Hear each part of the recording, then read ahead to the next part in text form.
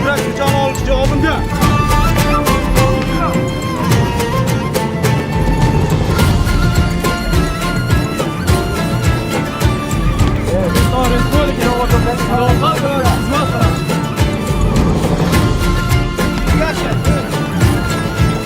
O'zbekiston Respublikasiga sadoqat bilan xizmat qilaman.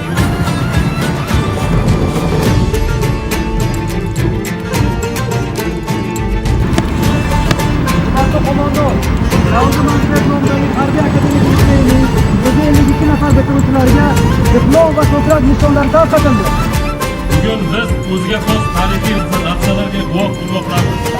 Ofitser unvonlarini olish iloyim nasib qilsin. Mardlik asli er yigitlik orzusi, jasoratdir shu orzuning ko'zgusi. Jaloliddin mardlar ichra mangusi, Xorazmda bugun porlar nur kabi. Jaloliddin mangu berdi maktabi.